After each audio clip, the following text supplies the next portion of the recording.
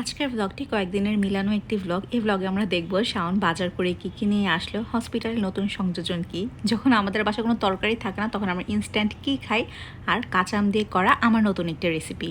আসসালামু আলাইকুম, কেমন আছেন সবাই? আশা করি সবাই ভালো আছেন, আর আলহামদুলিল্লাহ আমরাও সবাই ভালো আছি। শাওন না কখনো বুঝে না যে বাসায় কি নাই কি আছে, মানে নিজে থেকে আছে না যে অনেক ছেলেরা জিজ্ঞেস করে, লাইক আমার বাবাকে সবসময় দেখছি যে সবসময় বাসায় কি আছে না আছে জিজ্ঞেস করে, এইভাবে আনে। বাট শাওনকে বলে বলে দিতে হয়।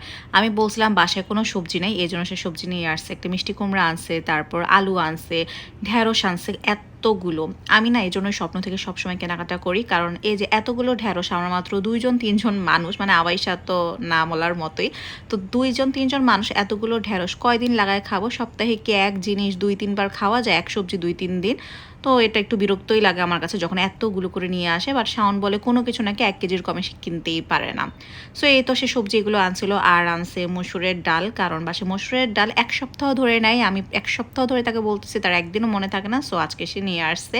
2টা হুইল পাউডার আনছে, কারণ আমি যখন ঘর মুছি তখন আমি একটু লাইজল একটু হুইল পাউডার দিই। আর এনেছিল হারপিক, আর আনছে তরমুজ। এই তো ছিল আজকের তার বাজার সদাই।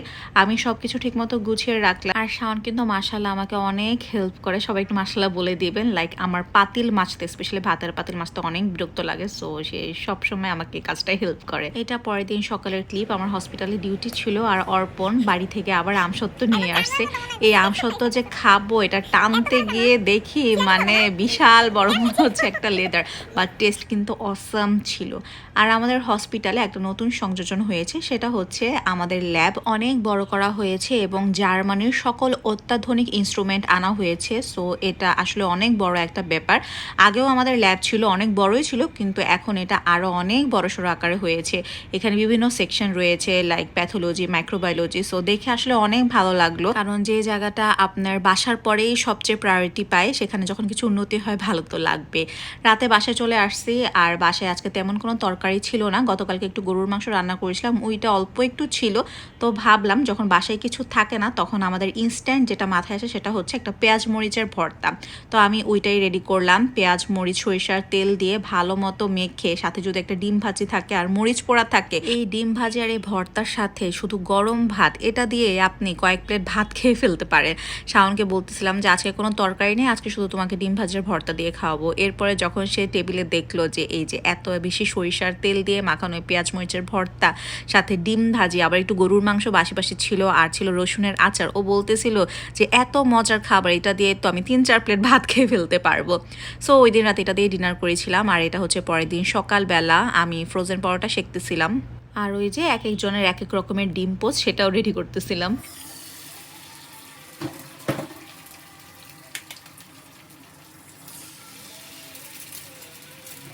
বাসায় যদি গরুর মাংস রান্না করে থাকে, আমি ইচ্ছা করে একটু গরুর মাংস আলাদা করে বাসি করতে থাকি এবং প্রতিদিন একটু জাল দিয়ে ঝুরা ঝুরা করতে থাকি, জাস্ট সকালবেলা ব্রেকফাস্টের জন্য।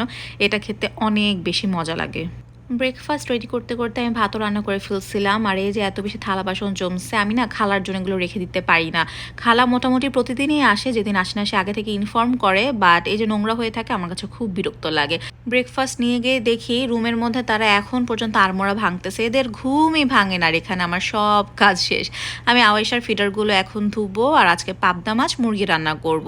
খালাকে বললাম যে শাওন মিষ্টি কুমড়া আনছে, একটু মিষ্টি কুমড়া ভাজি করি। মিষ্টি কুমড়া ভাজি না খুব মজা লাগে আমার কাছে, বাট অনেক দিন হয়েছে খাই না। আমার মনে হয় 1 বছর মনে হয়ে গেছে যে মিষ্টি কুমড়া খাওয়া হয় না।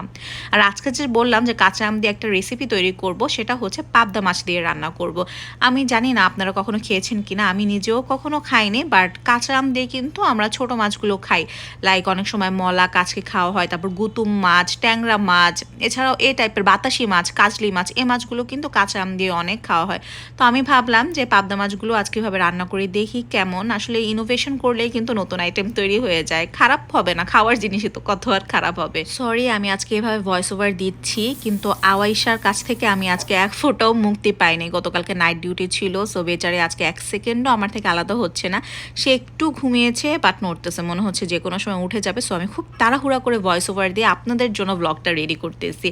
এনিওয়েজ আমি হচ্ছে ওই যে কাঁচা আম দিয়ে পাবদা মাছ রান্না করতেছিলাম, সেটার জন্য আমি পেঁয়াজ একটু ভেজে নিয়েছি, খুব বেশি ভাজি নাই। আর পাবদা মাছগুলো আলাদা করে এমনিই ভেজে নিয়েছি নিয়েছিলাম।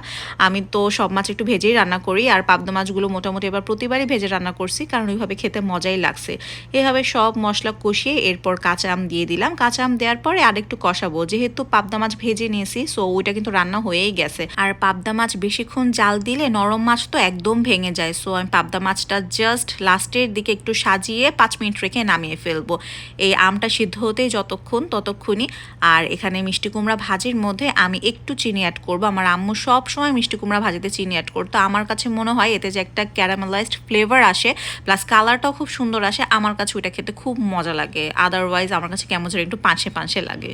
আমি রান্না করতে করতে আওয়াইশাকে ফ্রেশ করিয়ে দিয়ে ওর বাবা ওর সাথে বাইরে বল খেলতেছিল, আর ওর দাদা ভাই দেখতেছিল তার ছোট্ট দিদুমণি কি মজা করে খেলতেছে। এখন সে সুন্দর করে দাদা দাদা বলতে পারে, এজন্য আমার শ্বশুর আসলে অনেক খুশি হয়। আর আমার শ্বশুর এত ইমোশনাল একমাত্র আওয়াইশার ব্যাপারে। আওয়াইশার কোনো কিছু দেখলেই তার চোখ একদম টলমল করে পানি চলে আসে। মাশাল্লাহ মাশাল্লাহ। আমি এখানে মুরগিও রান্না করতেছি, আর মুরগি যে আমি এক এক দিন এক একভাবে রান্না করি আমার এটা রেসিপির কোনো ঠিক নাই। কোনো দিন দেখা যায় ভাবে মুরগি ভাজি, কোনো দিন আবার আলু আগে ভেজে তুলে রাখি, কোনো দিন একসাথে মশলা কষাই, আবার কোনো দিন মেখে বসাই দিই, মানে এটা আমার ঠিক নেই। আবার আদা রসুনও দেখা যায় যে কোনো দিন মশলার সাথে একবারে কষাই, কোনো দিন একদম লাস্টের দিকে দেই, মানে পুরাই উল্টাপাল্টাভাবে মুরগি রান্না করি, বাট আলহামদুলিল্লাহ প্রতিবার মজাই হয়। সো ওই যে আমার আমটা একদম কষে সেদ্ধ সেদ্ধ হয়ে গেছে, এখন আমি জাস্ট এই পাবদা মাছগুলো বিছিয়ে এর মধ্যে একটু টমেটো দিব, কাঁচামরিচ আমি আগেই দিয়ে নিয়েছিলাম, আর এরপর পানি দিয়ে আমি জাস্ট 5 মিনিট জাল দিব, কারণ এমনি আমি এটা খুবই অল্প পানি দিয়ে কষাইছি আর এখনও খুবই অল্প পানি দিব। সো এই তো আমার কাঁচা আম দিয়ে পাবদা মাছ রেডি হয়ে গেছে, আর ছিল মুরগির মাংস, অবশ্যই ভাত ছিল, আর ছিল মিষ্টি কুমড়া ভাজি। সো এটা ছিল আজকের ব্লগ। সবার কেমন লাগলো জানাবেন, আর মাস শেষে বেস্ট ফ্রি কন্ট্রিবিউটর হয়ে গিফট পেতে কিন্তু ভিডিওটি শেয়ার করতে ভুলবেন না। Thank you for watching. আল্লাহ হাফেজ।